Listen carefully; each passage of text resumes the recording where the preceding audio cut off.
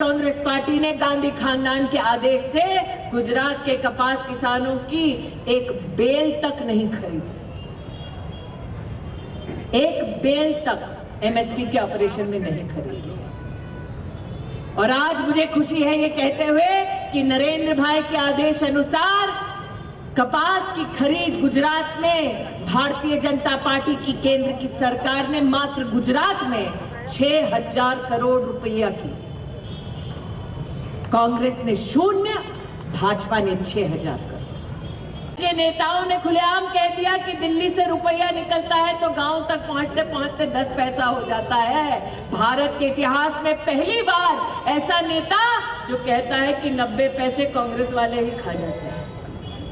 मैं आपको इसलिए बतलाती हूं क्योंकि निर्णय तो आप कर चुके हैं कि आप अपना आशीर्वाद भारतीय जनता पार्टी को देंगे, वरना आज इतनी भारी संख्या में आप यहां उपस्थित ना होते। ये आंकड़े आपको इसलिए बताती हूं ताकि अब भी कोई ऐसा मिल जाए जो कहे विचार करूं छू इन्हें तमे जणावજો। बताना उन लोगों को जे अजी विचार करे कि जब नरेंद्र मोदी देश के बड़ा प्रधान बने तब लाल किले की प्राचीर से उन्होंने आह्वान किया देश को कि अगर घर की बहू बेटियों की इज्जत करना चाहते हैं तो कम से कम गरीब के घर में एक टॉयलेट बना कर दें।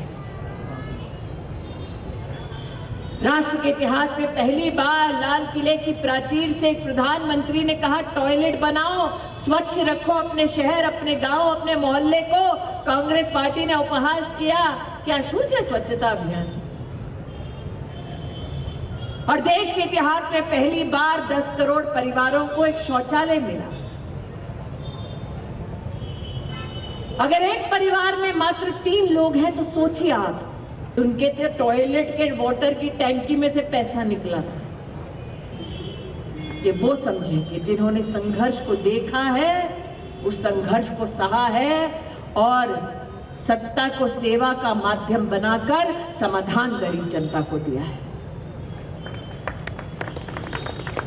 मात्र टॉयलेट की बात नहीं है, दिल पर हाथ रखकर कहिए, कोविड की महामारी में अगर केंद्र में राहुल बाबा की सरकार होती तो क्या होता?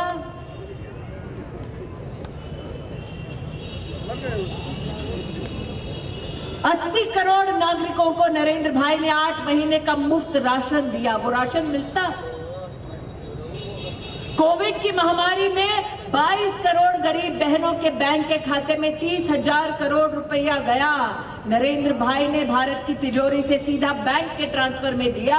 आप दिल पर हाथ रखकर कहिए, अगर राहुल बाबा की सरकार होती तो ये पैसा गरीब तक जाता? दिल पर हाथ रखकर कहिए। कोविड महामारी में अगर दिल्ली में कांग्रेस की सरकार होती तो क्या वैक्सीनेशन की शुरुआत इतनी जल्दी होती?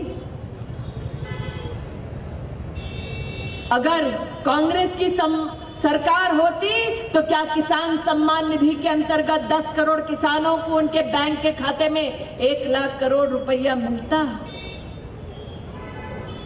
इसलिए आज आपसे कहने आई हूं, घણા બધાને એવું લાગે છે આ તો સ્થાનીય આપણી સ્વરાજ્યની ચૂંટણી છે,